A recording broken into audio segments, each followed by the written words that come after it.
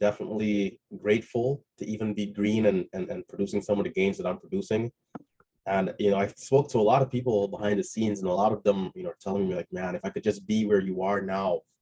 And I'm grateful, but this is not the end of the line for me. I have a very, very strong vision of where I see myself, and this is not it. What's up, guys? What's up, girls? Trading Farmer with a video you're gonna love. Today we are interviewing our friend and buddy, Relentless Trader. He's a great trader. He has some great stuff to say today, and you're gonna want to stick around and hear what he has to say. Thank you, Relentless, for joining me this morning. It's a pleasure to have you here. Yes, sir, man. It's great to be on board. It's nice to finally meet you. We spoke a little bit in Discord through the DMs, but man, it's really good to see you, man. And what you've been doing here in the community as well. It's not only helping me, it's helping a bunch of other people, man. So I'm looking forward to building a relationship here, man, a good network, and so let's get to it, man. I'm excited. So I want to know a little bit about you. Call yourself the Island Boy. Is it what's what's the story behind the Island Boy? Like, where are you from? Like, So I'm from South America. I am from Guyana. So a lot of people are not really familiar with it. And in fact, when they hear it, they think of Ghana, which is actually in Africa. So Guyana is, I would say northeast of Brazil, right? So it's like from where I used to live. It's actually an hour drive to Brazil. I could jump in a car and, but I'll be in the outskirts though. So being that Guyana is the only English speaking country on the continent, we tend to, we fell into the Caribbean vibes, let's say, right? And so gotcha. we adapted a lot of their cultures. I mean, Brazil speaking Portuguese, Venezuela, I mean, every other country speaking Spanish. So Guyana, although it's a continent, we kind of view ourselves as an island. And so that's kind of where that comes from, the island boy trying to make it. And that's also a big meme with two guys who came out, and I think they're like Right, from Florida. Island Boy. So about this day trading thing, like, where did you hear about it? Where did you get this idea to day trade? Because it's not something that a lot of people do, as we all know. Yeah. So this is an interesting story, right? So it's like my brother and I, we've always been like a team. We've been tight from the start, and so he's more of an entrepreneur, I would say. His mindset is more built to be an entrepreneur, and he was always scheming. What can we do? What can we do? What can we do? What can we do? And so he's online researching things, watching videos on how to make money. And Robinhood at the time was now coming out, and it's about hey, invest for free and free commissions, and you too can also be in the market. So we tried out Robinhood, and we actually had gotten lucky. And at that back then we didn't know what it was, but now having the experience, we got into a gap and go trade. It went straight up, got halted up, and we made about 1,500 in like Oh, 6 minutes. Yeah. Wow. So when that happened, it was like, oh my goodness, like light bulb kind of went off.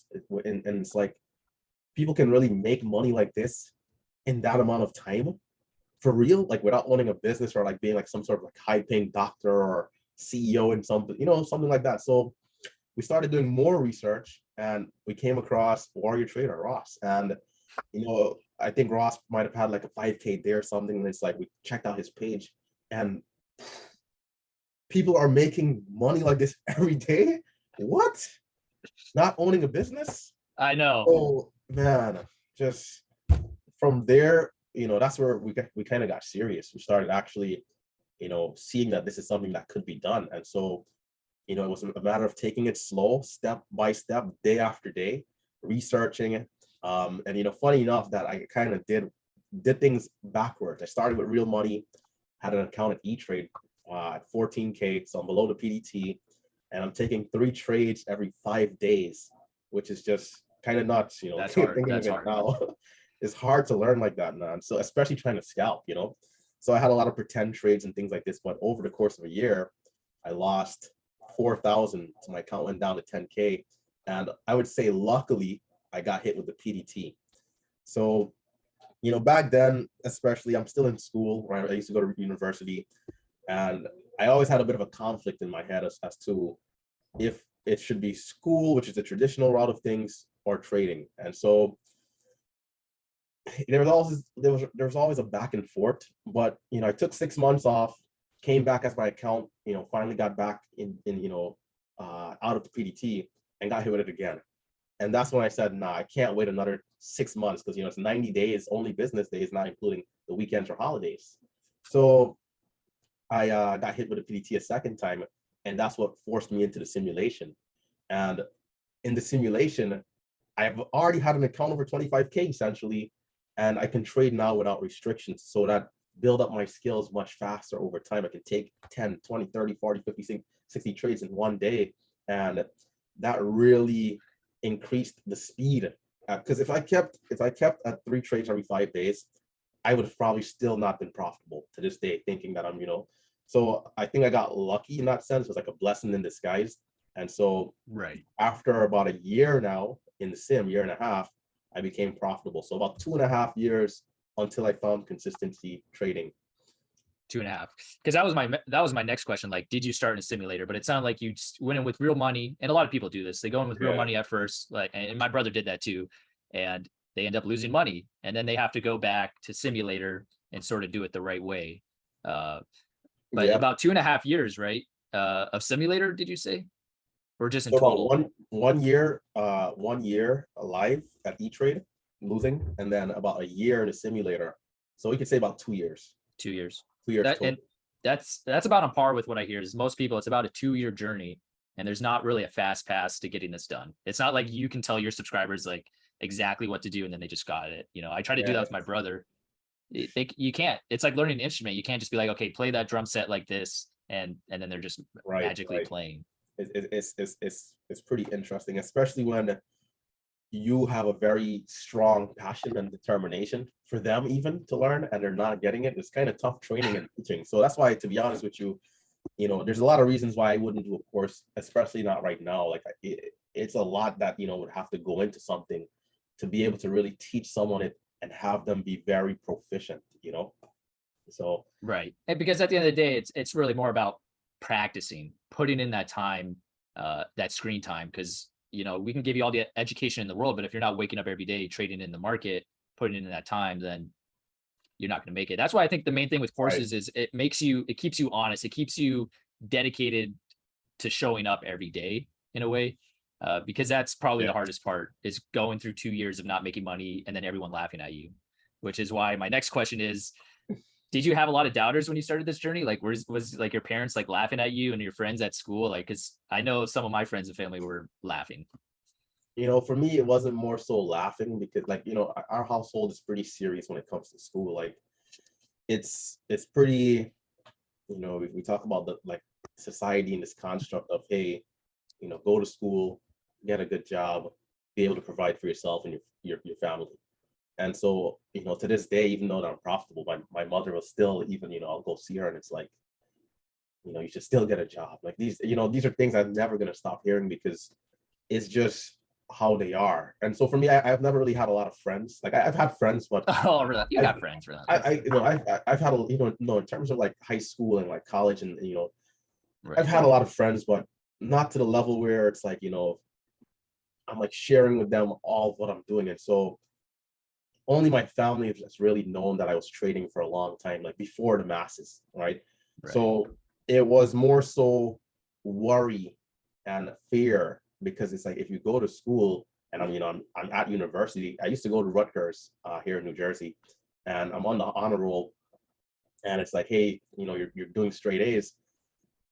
You're guaranteed to have a good job, essentially. You're guaranteed, because I was studying accounting, right? You're guaranteed to graduate. You're guaranteed to find something. And security, I think, is the word for them. And so I think in that way is where the doubt was coming in, because they just didn't want to see me fail, right? So it wasn't necessarily laughing, but and I get it. That's, the internet is pretty new. People don't really understand that money can be generated online. So that's kind of how it is for me. And like I said, even to this day, there's still some, despite being profitable, which is crazy, but it is what it is. I understand it. Yeah, and I don't know if that many people laughed, but it was more like, oh, cool story. Like they pat you on the back, be like, that's a cool dream, Johnny.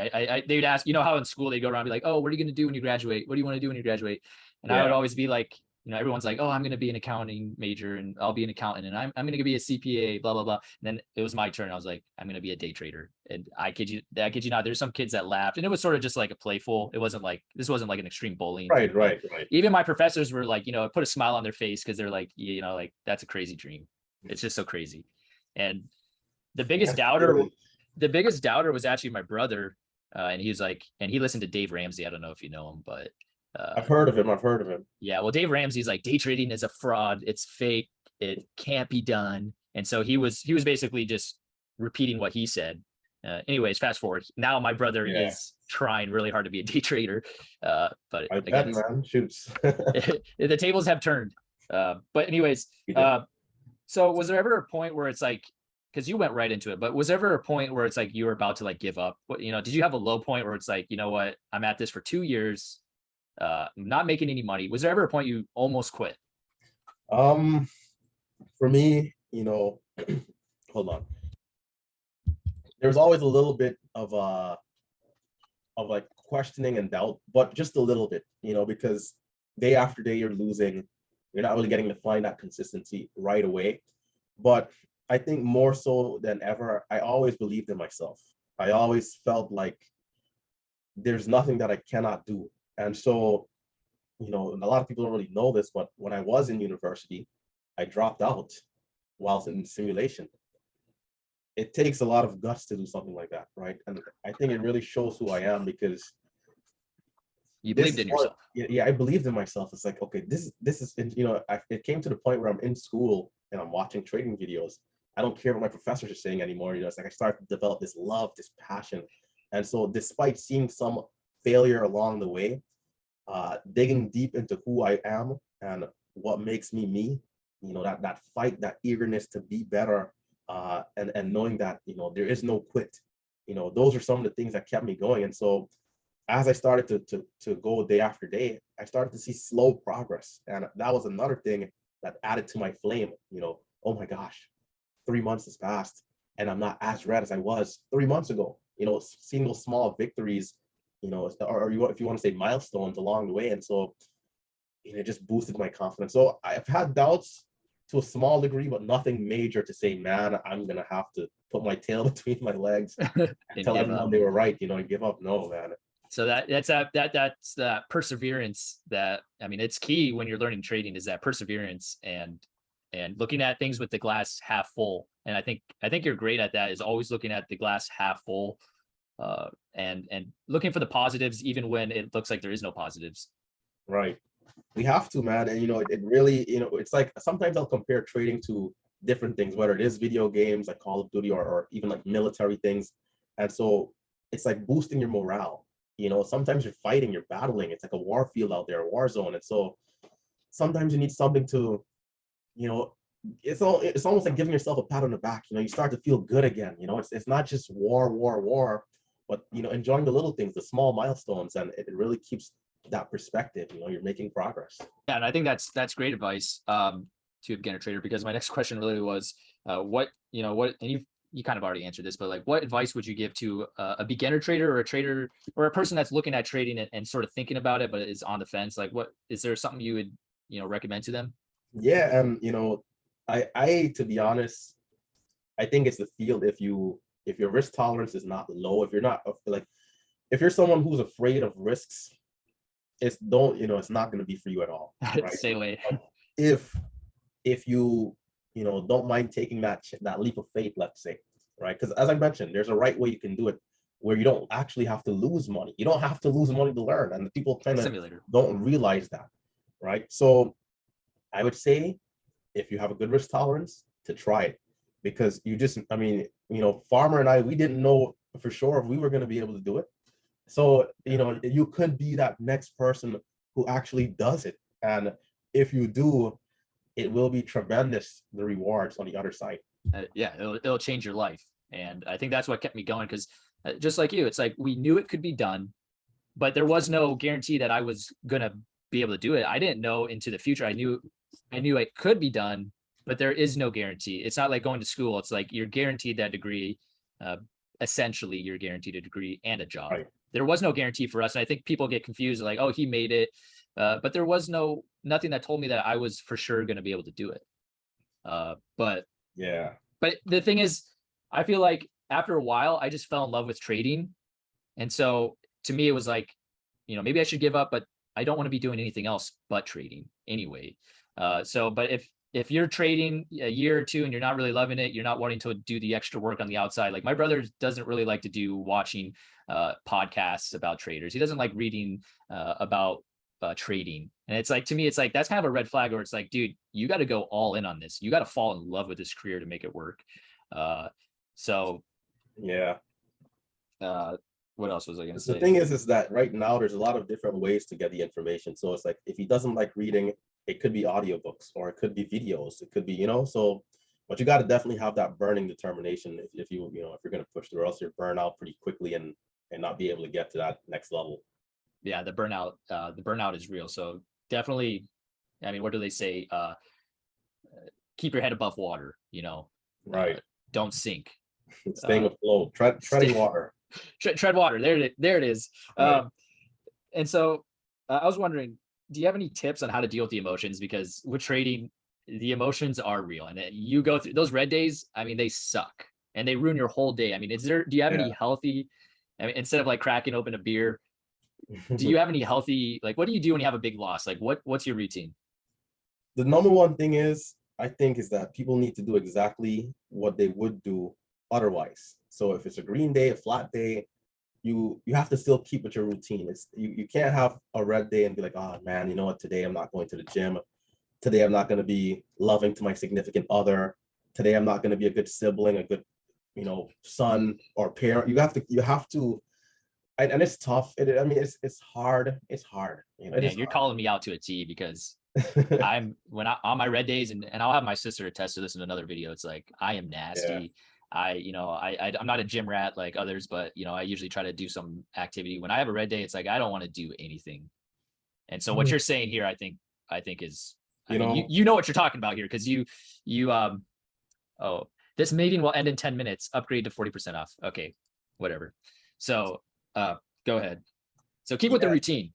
Yeah. So I was gonna say, there's a trader in my Discord, right? His name is Hai, and so this is a millionaire trader, and he was mentioning to us that one of the reasons why he does not do YouTube is because on his red days he has no drive to put out that video because of how big the emotional swings are. And it's like, we can be green for an entire year, but it's just something about those red days that bring us down. And so what does help me sometimes, a lot of the times, is actually studying it. So doing a recap, because in the moment, right, trading is hard. Hindsight is always 2020.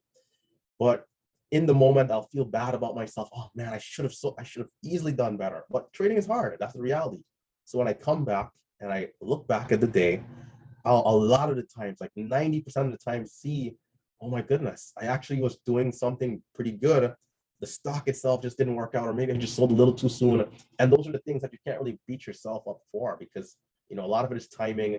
And if you do get chopped out of the trade, that's all right. That's part of the game. So to be honest, unless I have a really big blow up with my emotions and I like break rules, if I'm following my game plan and I happen to be red, there's nothing to be upset about. Yeah, and I think that comes back to looking at the glass half full. Can you look at your red days with a positive light? Can you take a lesson?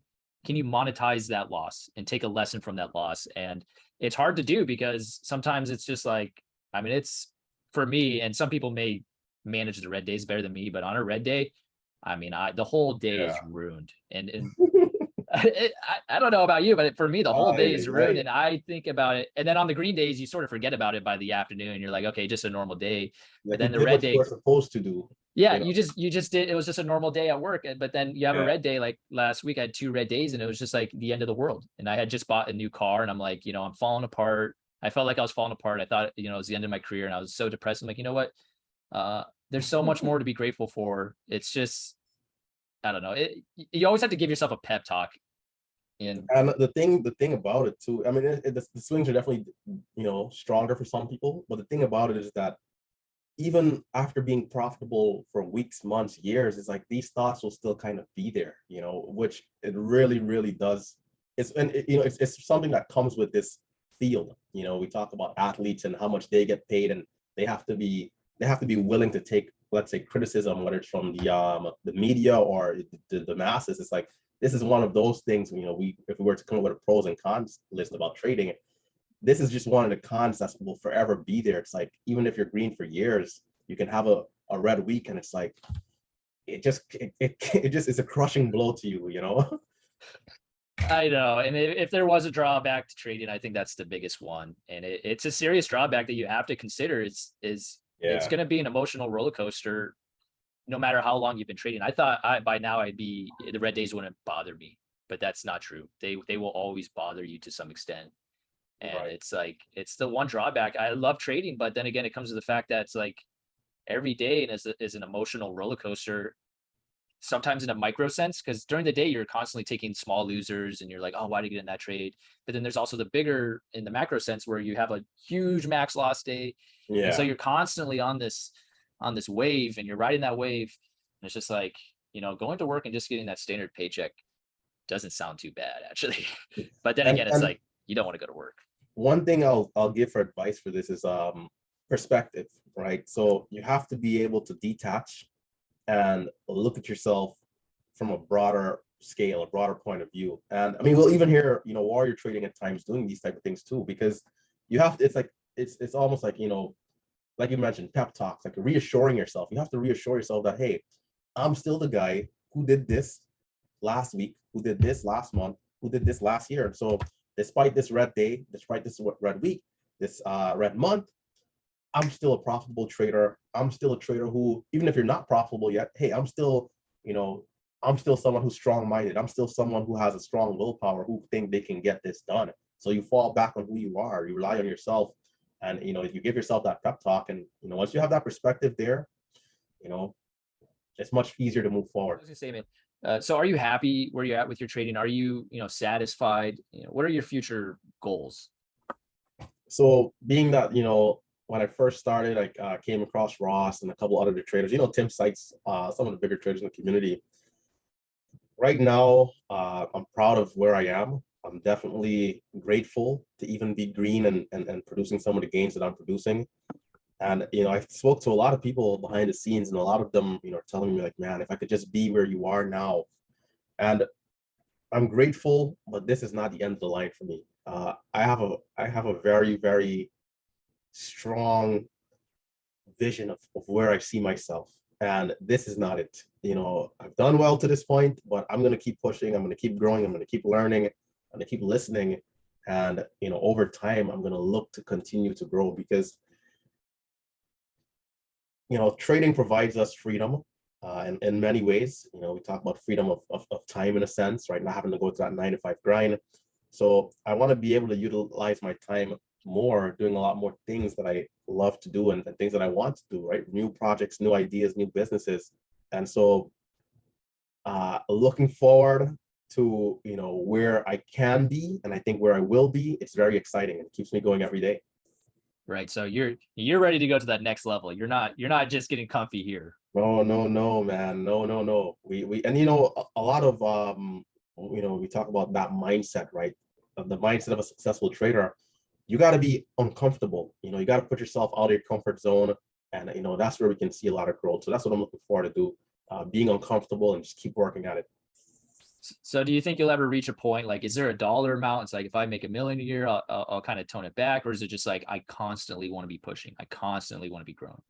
What I think it is that until I can really see a lot of lifestyle changes, like for example, right now I'm actually living with my parents to save money. So, Same, bro. Same, bro. it's like being able to go buy my own house, and I'm talking about buying a house cash money. Like, credit is great, of course, but with the type of gains we can see here in this day trading realm, is cash money. Can I go buy a house, and start to be a little bit more comfortable, grow more as an individual, and I would say, if I'm to put a dollar amount, at least 2 to 3K, I would say minimum per day, like consistently, religiously, every day. Like a daily average, about 2 to 3K. Yeah, because at that point, you're doing north of 500,000, and it's like, there's 200, yeah, there's 250, that's about right. There's 250 trading days. So that's about, around a half a million. And, you talk about the top 10% of Americans. And so that lifestyle is very, very different. And day trading can provide that. So, it's a matter of just working at it. Right. Yeah. And I mean, your daily average right now is, Right for what this is your year, daily average? this year I'm actually around, let's see, I have to check. I believe it's around like 200, Oh, 200. maybe more. Maybe four. I don't know. Oh, I had a slow start to the year. Let's see here. yeah. January was terrible. I had a very slow start. We are at 262 for a grand 262. total of 40 grand. Gotcha. Yeah. And it's still pretty solid. I mean, you know what it takes to be profitable, and from here, it's like pretty much only upside is the way I see it, especially being that we're in a bear market. So it's like, I mean, Man, whew. It's trading is exciting, man. Every day, you get a new chance of being better. And we know what it is when markets are really hot. So, keep it dialed, keep it working, and we can grow. It's that simple. yeah. Who knows where we're going to be in 5 to 10 years? Like, we don't know, but I mean, the sky's the limit. You know what's up? um, I didn't have this written down, but my question is more philosophical. Do you Yeah. think money creates happiness? Does money make you happy? Money does not create happiness, but money is a tool that leads towards happiness. A lot of people will say money is like the root of all evil and these nonsense. I think it's complete madness. Money can create a lot of good, right? The way how the world is right now, it's a very capitalistic society. And so we need money to be able to make things happen. The clothes we're wearing is money. The food we're buying is money. Back in the days, maybe it's different, but this is just our reality. And so we can use money to our advantage to help bring about, a better change. And so even if it means better healthcare, better lifestyle, all these small things that I don't think is to be taken granted, man. Some people overlook it because at the end of the day, if we're gonna be crying, man, I'll say this very bluntly, if we're gonna be crying, I might as well be crying in a mansion than to be crying, renting in a one studio apartment somewhere in Manhattan. And that's just the reality. It's just the reality of it, man. So people have to understand that money does not make us who we are. Like, even if I wasn't day trading and I was in another field, I would have still been very ambitious. I would have still been someone with a drive, someone with confidence. So money is not going to change that, right? You can get money, you can make money and still be that same person, that same, still have your morals. So that's how I view it, man. It is a tool that can lead towards, betterment. Right. And I think I agree totally. It's not just the fact that you have money. It's what money can provide, the security, crying in a mansion, all that. But in another sense too, money is like, either way, we're gonna all get old, and I hate to get all somber and sad, but I mean, it's just the reality is, money can only do so much. What's the point of dying with $10 million in your pocket? And I think with me, for the first 6 months of making money, and I'm sorry, I'm talking about myself, but it's just like I was happy and it was just like I was on top of the world, but that feeling only lasts so long. And then at the end of the day, you come back to normal problems of maybe you have an addiction, maybe your grandpa, has a terminal illness. And it's just like, to me, money does create happiness, but it's not like a free ticket to happiness. Like, you still have to have other ways to find happiness, because like we said, on those red days, I mean, what's going to keep you happy on those red days, because you just lost money in it.